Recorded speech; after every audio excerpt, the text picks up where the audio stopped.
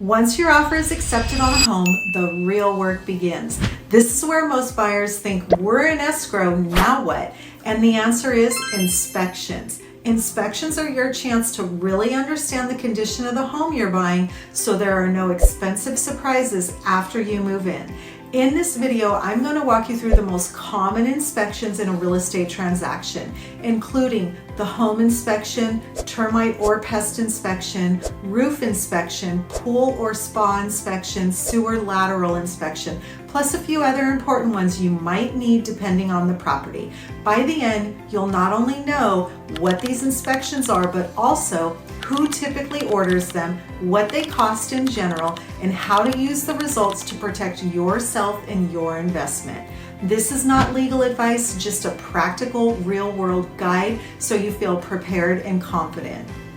What inspections are and why they matter. Let's start with the big picture. An inspection is a professional evaluation of a specific part of the property. It's your chance to have trained eyes look for things like safety issues, deferred maintenance, hidden damage, and upcoming repairs. Most buyers think of inspections as trying to catch the seller. That's not really the goal. The real goal is no surprises.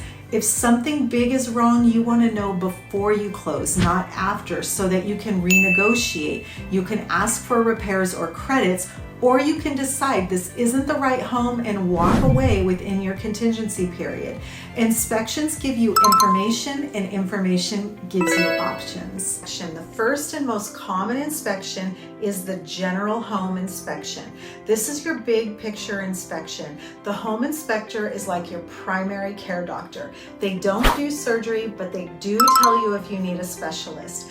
A typical home inspector will look at things like the exterior, the siding, the grading, the walkways and steps, the roof from the ground or access points, visible condition, flashing, gutters, foundation and structure, if there are visible cracks, settlement clues, drainage issues, interiors, the walls, ceilings, windows, doors, insulation where visible, plumbing, fixtures, visible leaks, water heater, basic water pressure, the electrical outlets, visible wiring, the panel, the GFCI protections, HVAC, basic operations of heating and cooling systems, the attic and crawl space where accessible, looking for moisture, pest installation.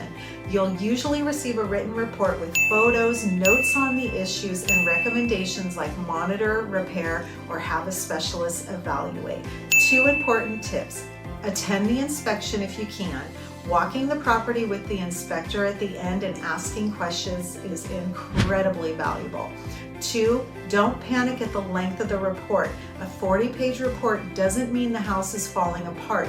It usually means the inspector is thorough and has to note even small items. Next up, termite or pest inspection. In many areas, especially where we have older homes or wood framing, a pest inspection is standard. The pest inspector is looking for things like active infestations, termites, beetles, carpenter ants, dry rot fungus, damage caused by past or current infestations, conditions that invite problems like earth to wood contact, moisture, leaks. Their report will usually be separated into categories like Section 1, active infestations or clear evidence of damage that needs to be corrected, Section 2, conditions that can lead to problems if not addressed. Why it matters: structural wood damage can be expensive to repair if left unchecked. Lenders in some cases may require certain pest work to be completed, especially if it's severe. In negotiations, we often use the pest report to ask for repairs, request a credit, or plan the work ourselves after closing with a lower purchase price. Roof inspection. The roof is one of the most important systems on a house because if it fails, everything under it can be affected. Sometimes the general home inspector can see enough of the roof to comment on its condition. But if the roof looks older, if there are signs of leaks or staining inside, or the inspector flags any concerns, it's smart to order a separate roof inspection by a licensed roofing contractor. A roof inspection will typically address the approximate age and remaining life, condition of the shingles and tiles, flashing, valley and penetrations, evidence of past or current leaks, recommended repairs or replacement, and the estimated cost. Why it's important: roof replacement can cost tens of thousands of dollars. Knowing whether you have 2 to 3 years or 10 to 15 years left helps you budget and negotiate. If a roof is near the end of its life, we might ask the seller for a credit, negotiate partial repairs, or use that information to decide if the home still makes sense for you financially. Pool and spa inspection. If the home has a pool or spa, you definitely want a dedicated pool inspection.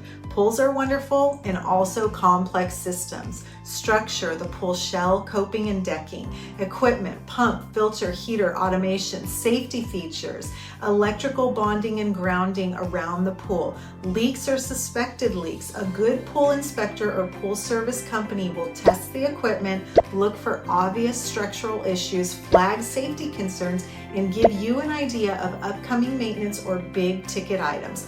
Why it's important: pool equipment can be pricey to replace. Safety, compliance is not optional. You want to know what's required to keep everyone safe and meet local regulations. This inspection helps you to avoid buying a home with a beautiful pool and a hidden $10,000 to $20,000 repair waiting for you. Sewer lateral inspection. One of the most overlooked but incredibly important inspections is a sewer lateral inspection. The sewer lateral is the pipe that runs from the home out to the main sewer line in the street. Over time, especially in older neighborhoods, these lines can crack, they can get bellies which sag and hold water, get invaded by tree roots, or collapse. To inspect it, a plumbing company runs a camera down the line and records video.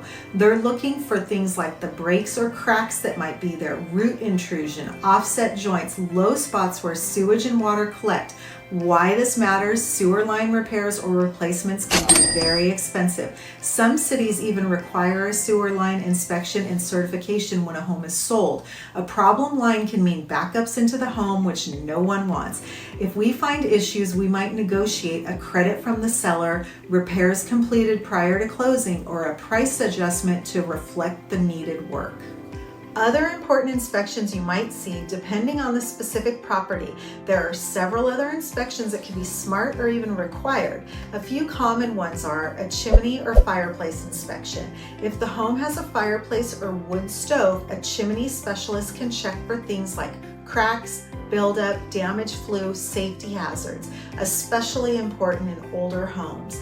An HVAC specialist. If the general inspector flags concerns or the system is very old, a heating and cooling professional can evaluate the condition, the safety, the remaining life, and potential upgrade cost. Septic inspections for homes not on a public sewer can evaluate the tank, the leach field, and functioning of the system. Septic repairs can be costly, and this is not a corner to cut. The well or water quality testing for homes on private wells. Test water quality, flow rate, and checks well equipment. This is important for both health and long-term reliability. Function and structural engineer. If the general inspector sees cracks or movement that looks more serious, a structural engineer can provide a deeper analysis and recommendations. Environmental inspections depending on the area and age. Mold evaluations, radon testing more common in some regions than other. Asbestos and lead-based paint assessments in older homes if specific concerns arise. You won't necessarily need all of these, but it's important to know they exist, so if your general inspector says you should get a specialist for this, you understand why. The results. So after these inspections, what happens? You and your agent will sit down and review the big ticket items, any health or safety issues, and what's truly urgent versus nice to fix someday. From there, you have options within your inspection and contingency period. You can ask for repairs. You can request that the seller fix certain issues before closing. You can ask for credit or price reduction. Instead of repairs, you might ask for a credit so you can handle the work yourself after closing. You can accept it as is. Sometimes the issues are minor or you expected them and you're comfortable proceeding. And you have the option to walk away. If the problems are more than you're comfortable with and you're within your contingency period, you can cancel the contract and get your deposit back per the terms of your agreement. The key is this: inspections don't kill deals, they reveal the truth so you can decide what's right for you. Buying a home is one of the biggest investments you'll ever make, and inspections are your best tool for protecting that investment. To quickly recap, the common inspections you'll hear about are a general home inspection, a termite and pest inspection, roof inspection, pool and spa inspection if applicable, sewer lateral inspection, plus other specialized inspections when the property calls for it. You don't have to figure out which inspections you need all by yourself. That's part of what a good buyer's agent helps you with. If you're thinking about buying and you want a clearer picture of which inspections would apply to your price point and property type, rough cost and timelines, and how to use the results to negotiate smartly, send me a message with the word inspections and I'll walk you through a sample inspection plan step by step. We'll talk about what to expect, how to budget, and how to use inspections to protect your future home and your peace of mind.